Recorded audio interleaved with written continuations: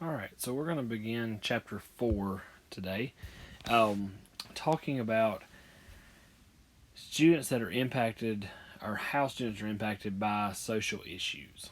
And so, one of the things I'm going to ask you to do as we get to the end of this chapter, towards the end of the week, is I'm going to ask you to write a paper about a social issue that students face in schools today. And throughout this chapter, we're going to talk a lot about different social issues that students might be impacted by. And so we're going to start with that question: what are some social issues that might affect students in schools? Now, you may not think of anything off the top of your head. You may think of 5 things off the top of your head that are issues that impact our students. So, this is going to be one of your questions in your discussion board. But as we think about various social issues, you could have a lot of different things that come to mind when you think about social issues and excuse me, um, things that are impacting student success. And so maybe you think about um, drugs. Drugs being involved in schools obviously is a problem. You may think about teenage parenting or teen pregnancy. That is one of, in my opinion, one of the biggest problems impacting students in schools today. You could think about things such as poverty, um, suicide, bullying. There's a lot of things, and I'm not going to give them all to you here, but those are maybe some things that come to mind when you think about issues that are impacting students. So, what you'll do towards the end of this chapter is you're going to write a paper about various social issues. And you're going to pick a social issue, you're going to research it a little bit, and you're going to write a paper, not a long paper, page to 2 pages, something like that, um, really closer to 2 pages, and cite some sources telling where it is that, um, what social issues do we have. You're going to tell what other people in the field or experts maybe say about that social issue. You're going to talk about why it's a problem in education. You're going to talk about what, if anything, schools can do to help combat that. And so there's a rubric on Canvas, you can find that kind of talks about these social issues in this paper that you'll write. So as we begin through this chapter, we need to think about, well, what are some various social issues that our students might face. And one thing that I would show you if we were in class together, and I'm not going to play the video. I'll encourage you to go pull up the PowerPoint and click on these 2 links. Students, though, are often going to follow the pattern that are set by their parents or their guardians. And sometimes that's a great thing.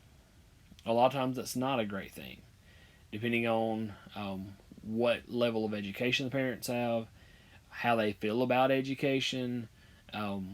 Those can be major um, attitudes that impact our students. So what you'll see in these 2 clips, and again, I encourage you to go watch it because you'll pick out other things than what I pick out. One of the first video clip is from the. Both these are from the movie Matilda. Okay, so if you haven't ever seen that, basically this little girl has some magical powers. She lives in a home where the dad's a crooked car salesman. Excuse me. But she's really smart, and she goes to school, and she enjoys learning, and she has a great attitude about school.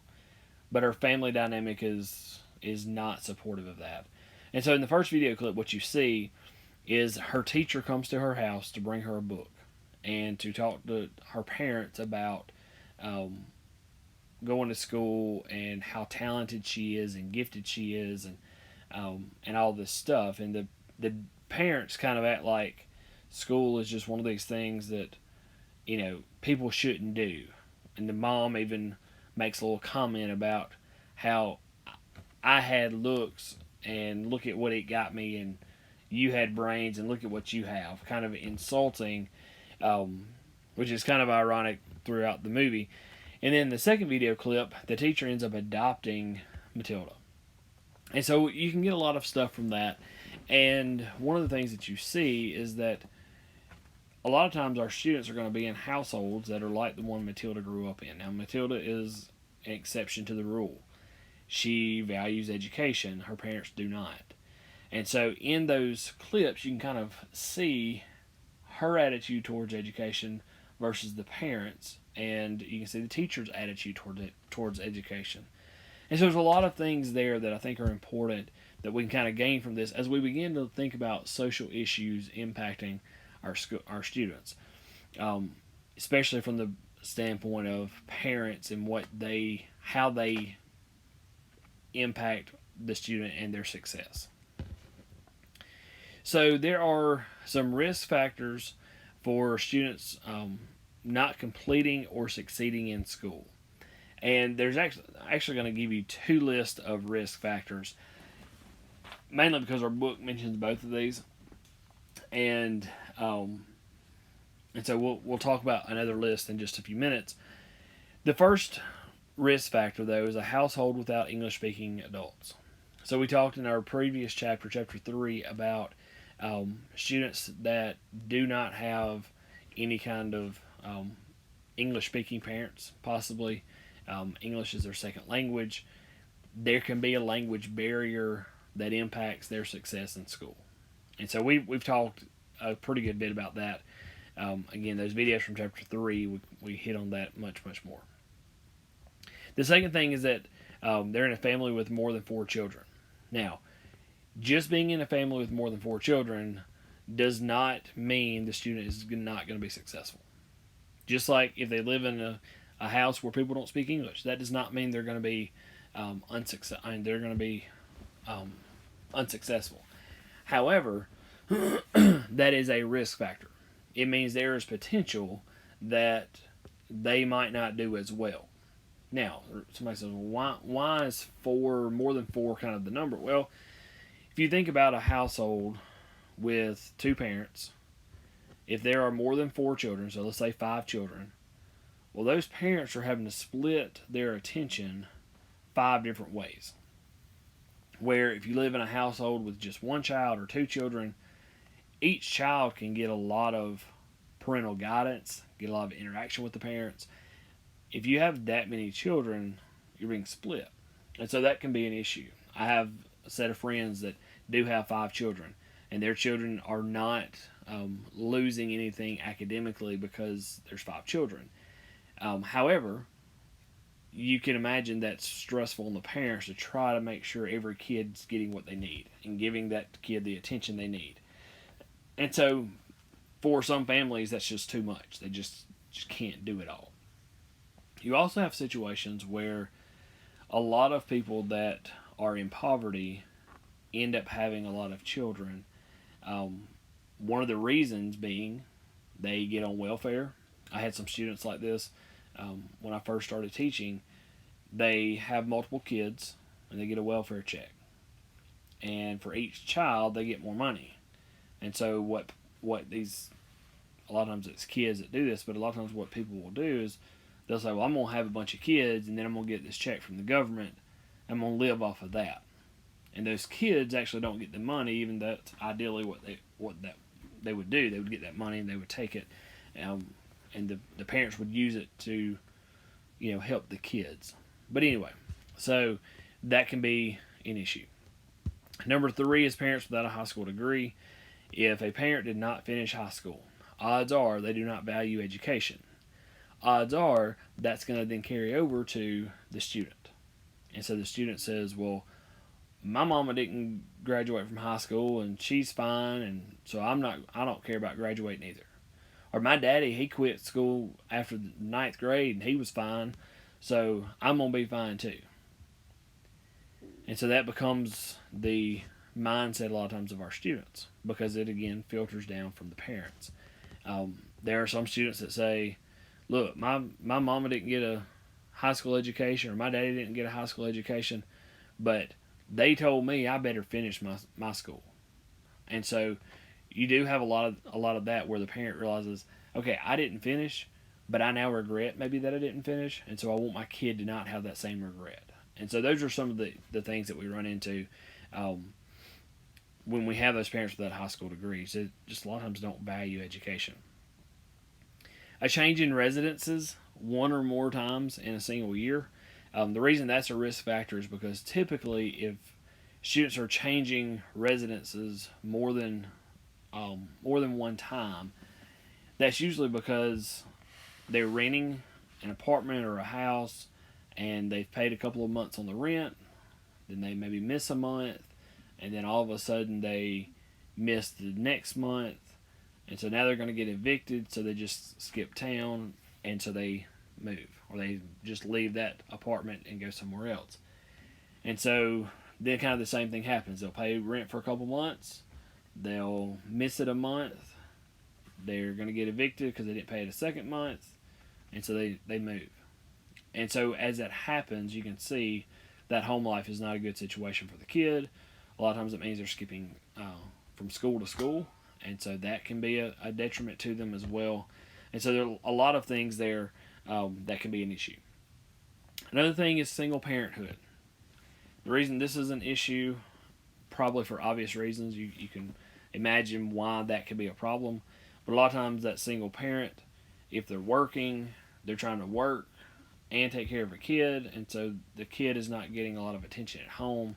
And I can tell you from experience, my kids come home with homework all the time, and a lot of homework.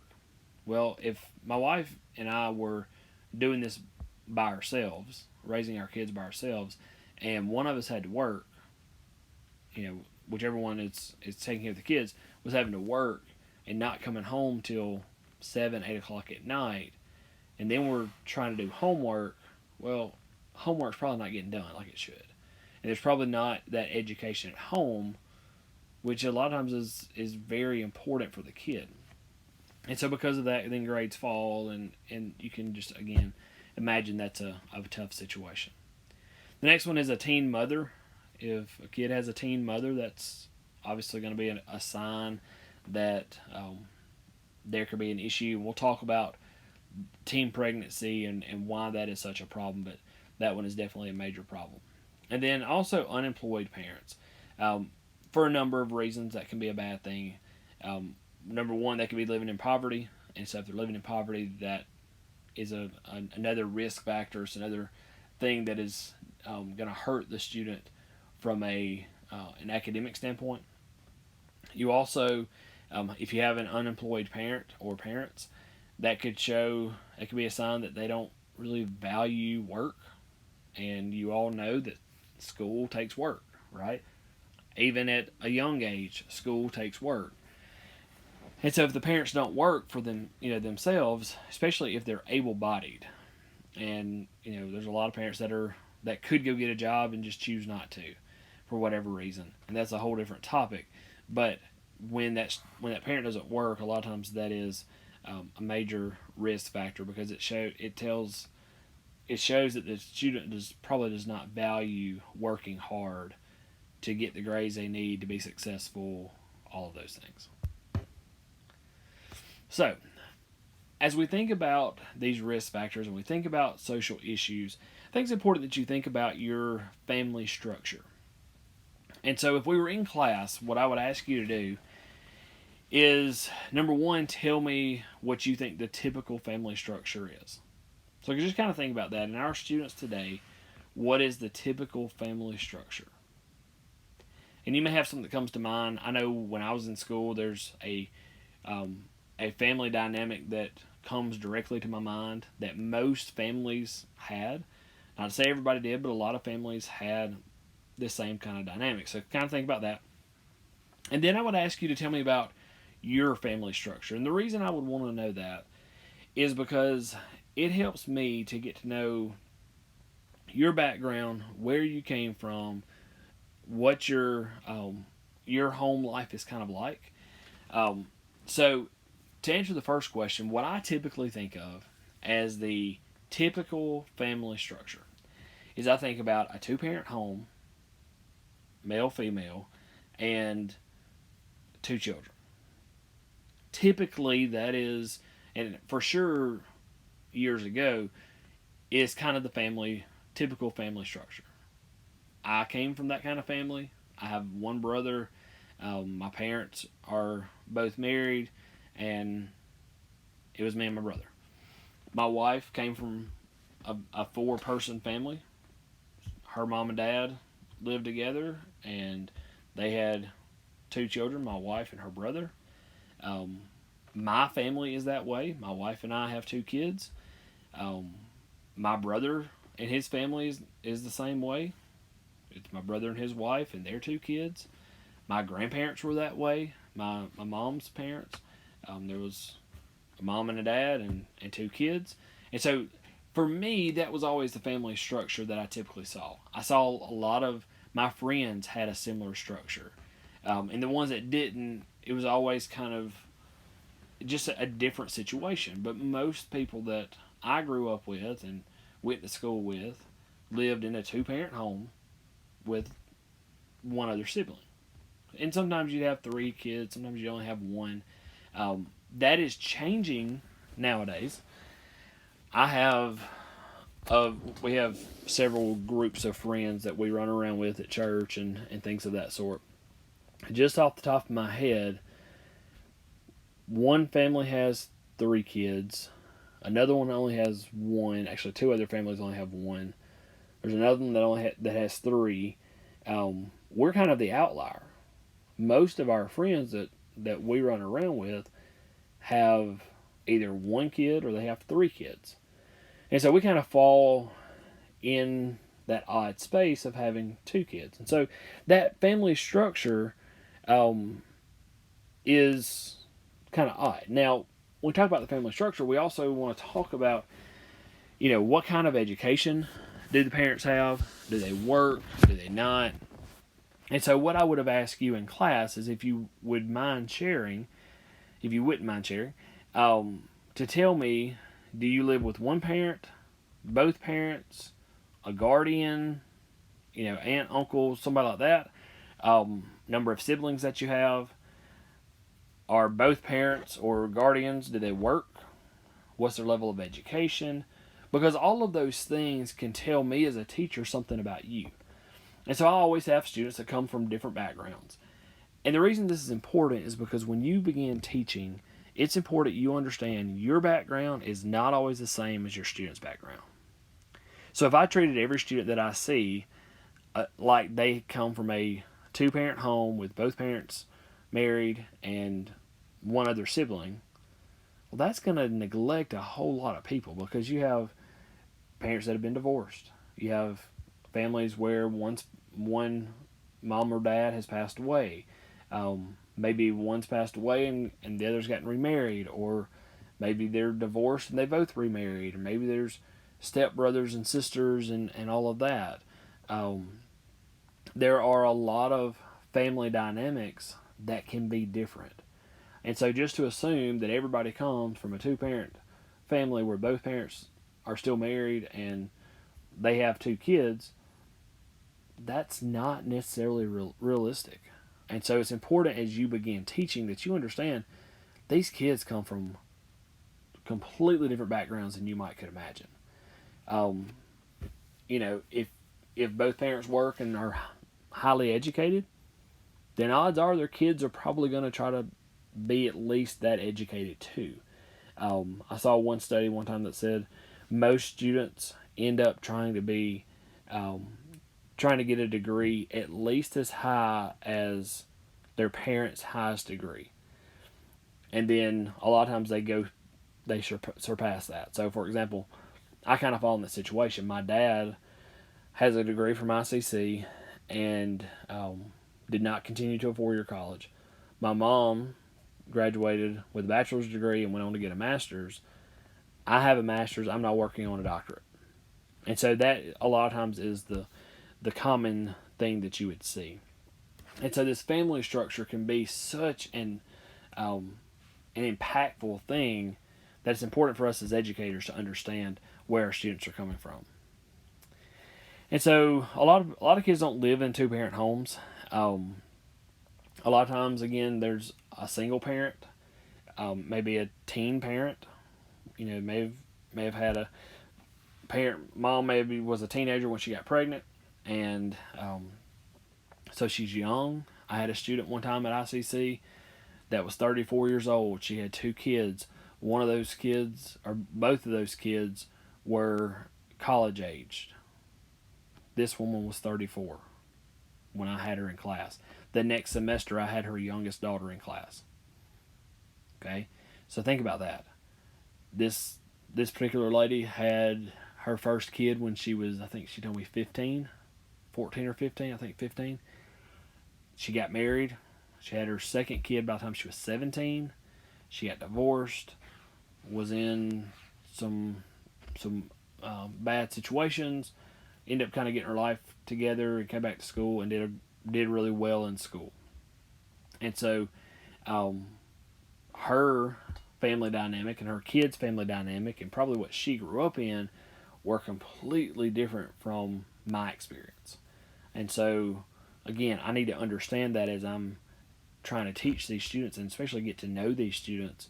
I understand their life might not be as quote unquote as easy as mine was.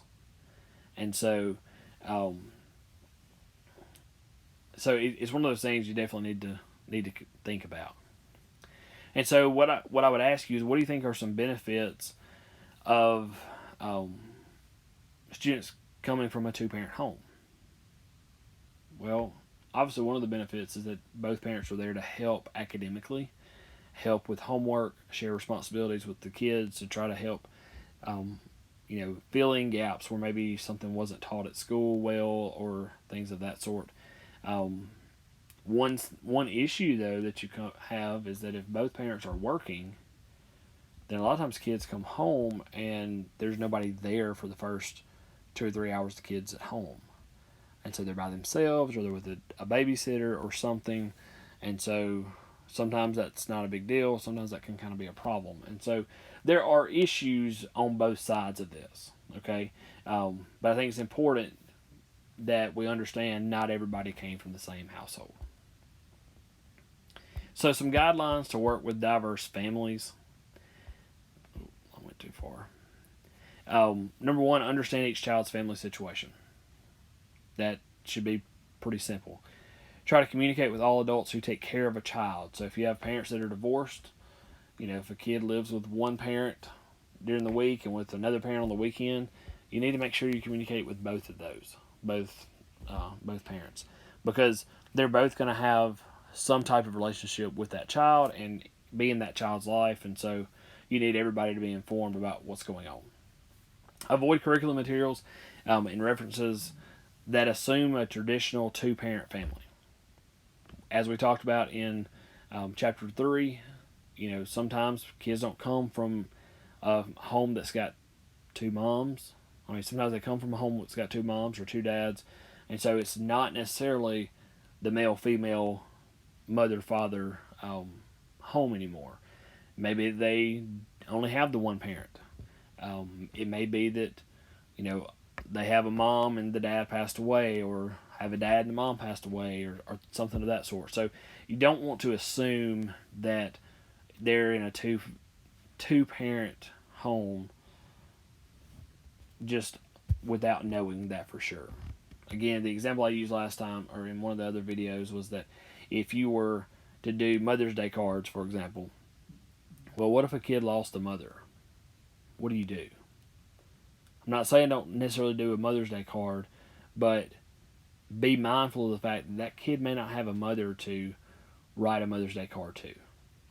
Or, Father's Day is in June, so typically you're not doing that. But if there's a situation where we're talking about reaching out to the mom or dad, or doing something for the mom or dad, you don't need to assume that every kid has a mom or every kid has a dad, because sometimes they don't. I know stories of kids who lost a parent, due to cancer or whatever. And for example, I'll give you a perfect example. My daughter and I, every year, we try to go to the father-daughter ball. Well, I have a friend that I lived with at Ole Miss that he and his wife had a child that's, I don't know, a couple years younger than my son, and his wife got cancer and passed away. So their church did a mother son activity. I don't remember the exact what they called it. But anyway, this kid was really upset because he didn't have a mother to go with, but he wanted to be involved. And so a good friend of the dad said, "Well, I'll take him. He can come with me." And so that was such a cool moment because that kid got to participate even though he didn't have a mom because his mom passed away. And so when you're doing things like that in school, you need to be aware of sometimes there's not that other parent. And so again, just being mindful of that. And then if possible, when you are dealing with these families, try to schedule conferences and volunteer opportunities that fit the fit schedules of working and single parents. So, if if a if a parent's not working, well, they can come to the school anytime, right? But if a parent is working, especially if they're a single parent, well, they may only be able to meet with you, if you need to meet with them for some reason at 6:30 or 7 o'clock, and that may be earlier than you would normally get to work. But if you're gonna have